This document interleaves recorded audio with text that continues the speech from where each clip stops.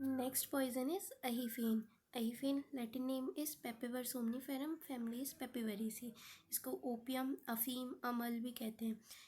Poppy seeds, नागफेन, अफीण, खसफल, शीड़, ये इसके पर्याय हो गए।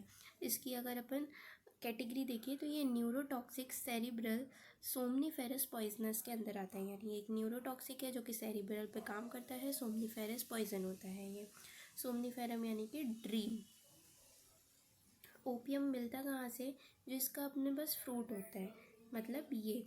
इसके अंदर क्या करते हैं, 2 से 3 अपन कट लगाते हैं नुश्तार से। नुश्तार एक होता है नाइफ जैसा, उसे अपन 3-4 कट लगाते हैं और इससे जो ये मिल्क निकल रहा है इसको अपन कलेक्ट करते हैं, इसको सुखा लेते हैं, इससे ही बनता है ओपियम। ये opium is a dried juice obtain by the incision of unripe capsule, जिस नस्तार से लगाते हैं इसमें।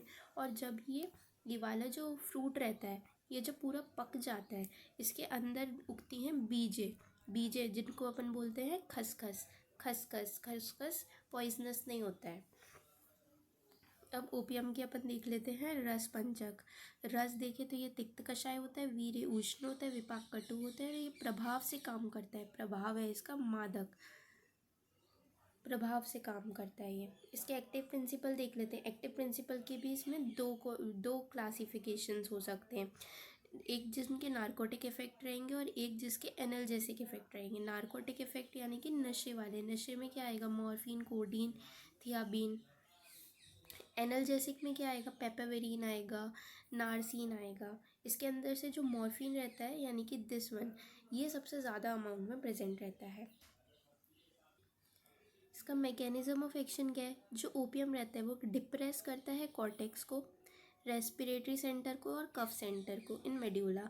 इन तीनों ही सेंटर को ये क्या करता है, डिप्रेस करता है। और स्टिमुलेट किसको करता है, वेगस को और वोमेटिक सेंटर, इनको इंड्यूस करता है।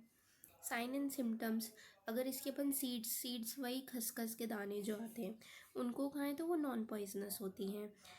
बाकी अगर ओपियम वगैरह लेंगे तो वो पॉइजनस इफ़ेक्ट शो करेगा, जो कि अपनी 3 स्टेजेस में शो करेगा ये इफ़ेक्ट।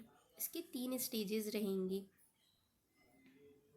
3 स्टेज कौन सी? पहली स्टेज रहेगी स्टेज ऑफ एक्साइटमेंट और यूफोर्बिया। दूसरी स्टेज रहेगी स्टेज ऑफ स्टूपर या फिर डिप्रेशन। तीसरी स्टेज रहेगी स्टेज ऑफ नार्कोसिस यानी कि कोमा। स्टेज ऑफ एक्साइटमेंट में क्या होगा, इंसान को लगेगा कि वो एकदम बहुत ठीक है, वेल बीइंग लगेगा उसको, उसकी मेंटल एक्टिविटी बढ़ जाएंगी, फ्लशिंग ऑफ फेस हो जाएगा, हेलुसिनेशन होने लग जाएगा उसको। ये स्टेज जो रहती है वो शॉर्ट लिव्ड रहती है, मतलब थोड़े टाइम के लिए रहती है। रेस्टलेसनेस भी होगी, पाल्पिटेशन भी होगा इस वाली स्टेज में, मतलब वो एकदम खुशी खुशी वाला जो स्टेज रहता है इसी स्टेज में होता है। इसके बाद अगली स्टेज आती है जिसमें उसको लगता है डिप्रेशन।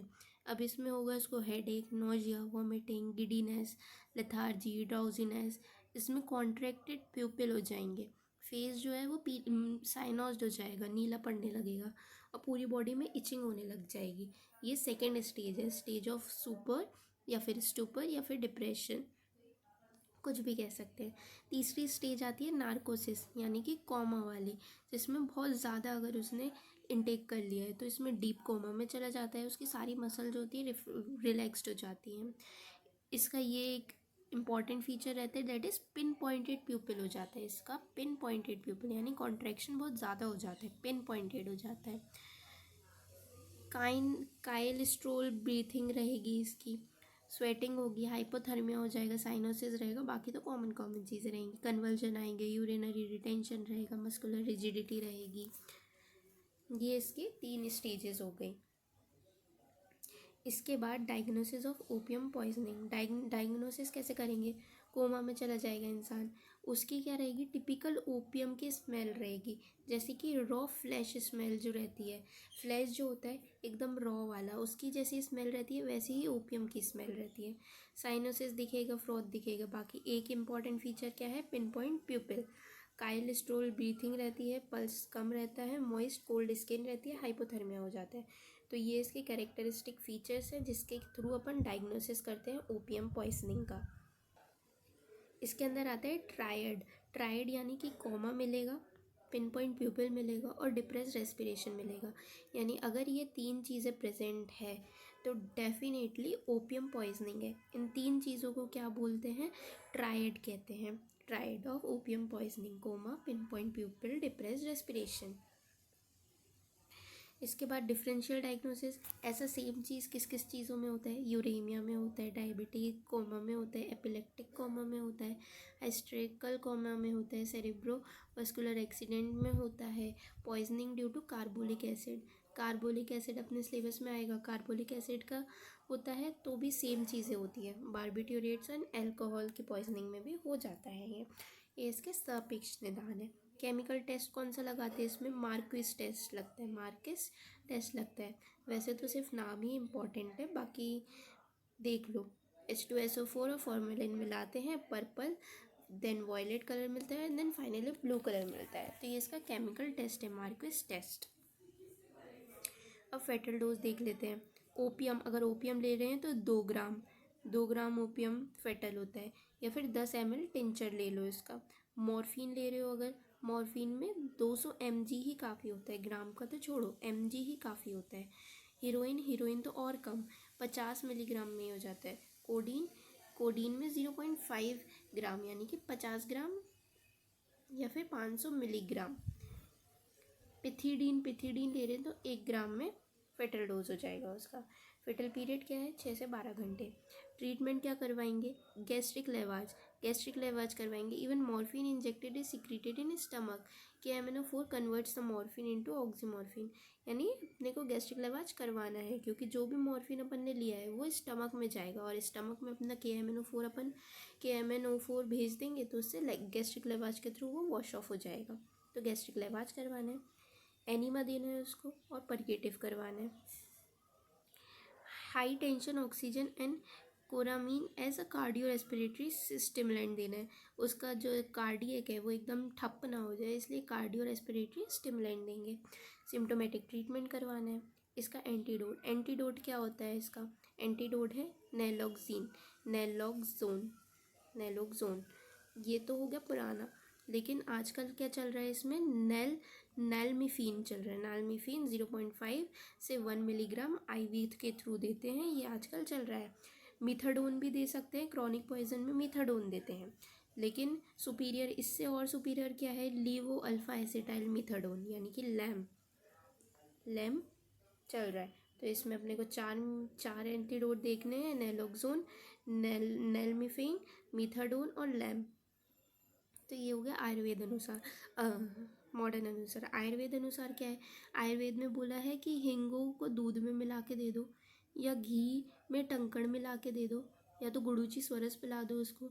जो कटफल होता है उसका नस से दे दो इसको, या फिर कॉटन सीड, कपास के जो बीज होते हैं, नीम, और या फिर स्ट्रॉन्ग टी, इन तीनों को दे दो। ये क्या करते हैं? ये प्रतिविष यानी एंटीडोट का काम करता है अकॉर्डिंग टू आयुर्वेद। अब पोस्टमार्टम अपीयरेंस में क्या मिलेगा इसमें अपने को? रॉ फिश लाइक स्मेल मिलेगी, रॉ फ्लैश लाइक स्मेल मिलेगी। फेस क्या होगा? डीपली साइनोस्ड रहेगा, ब्लैक मिलेगा। PM लिविडिटी जो रहेगी वो ब्लैक मिलेगी, यानी बॉडी रखी होगी, उसके जो डिपेंडेंट पार्ट्स हैं वो क्या हो जाएंगे? एकदम काले हो जाएंगे। नोज़ और माउथ में क्या मिलेगा? फ्रॉथ मिलेगा। विसरास सारे कंजेस्टेड रहेंगे, जितने भी विसरास है, जितने भी बॉडी के ऑर्गन वगैरह हैं उनके अंदर खून भरा रहेगा। साइंस ऑफ कोमा मिलेंगे। और बाकी ये जो अपन ने बाकी और क्या मिलेगा? डीपली साइनोसिस मिलेगा, पल्मोनरी एडिमा मिलेगा, और ब्लैक प्रियम लिविडिटी मिलेगी। ये क्या है? Diagnostic of death due to opium. अपन ने पढ़े थे पहले 3 ट्रायड पढ़े थे डायग्नोसिस के, वो डायग्नोसिस के थे। ये क्या है? अगर डेथ ही हो गई उसकी तो डेथ में ये 3 चीज़ें मिलेंगी, ये 3 ट्रायड है। Deep cyanosis, pulmonary oedema, black PM lividity.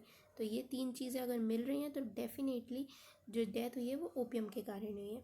Medico legal aspect क्या है? ये कोडीन सारी अपनी कफ खांसी वाली दवाइयों में डलता है ना, क्योंकि ये कफ सप्रेसेंट होता है। हीरोइन वाइट शुगर होती है। ब्राउन शुगर क्या होती है? क्रूड हीरोइन होती है। मॉर्फिन, पिथिडीन, ये सब क्या है? एनाल्जेसिक है, यानी ये दर्द को कम करते हैं। ओपियम क्या है? एक नियर सुसाइडल पॉइजन है, यानी इसमें बहुत ज़्यादा दर्द नहीं होता, बहुत ज़्यादा पता नहीं चलता, कुछ नहीं, एकदम बढ़िया सुसाइडल पॉइजन है ओपियम, इसलिए ये सुसाइड के लिए यूज़ किया जाता है। होमिसाइडल और एक्सीडेंटल पॉइजन है, बहुत सारी कंट्री में ये कैपिटल पनिशमेंट की तरह यूज़ किया जाता है। जो ट्रूथ सीरम बनता है यानी सच बुलवाने के लिए, उसमें मॉर्फिन डाला जाता है, लेकिन ये हेड इंजरी के अंदर कॉन्ट्रा इंडिकेटेड होता है। एफ्रोडियासिक की तरह यूज़ होता है, ये एमेटिक की तरह यूज़ होता है। इसका जो कल्टीवेशन करना रहता है वो इलीगल होता है, यानी बिना आप परमिशन के कल्टीवेशन नहीं कर सकते हो। इसके योग यानी मेडिकल थेरेपेटिक यूज़ इसके क्या है, अहिफेन आसव बनता है, निंद्रो उदय रस बनता है, ये सारी नींद की दवाइयाँ ये सब जो होते हैं इनमें ये डलता है। सो इससे अपना कंप्लीट हो गया, ये था अपना अहिफेन।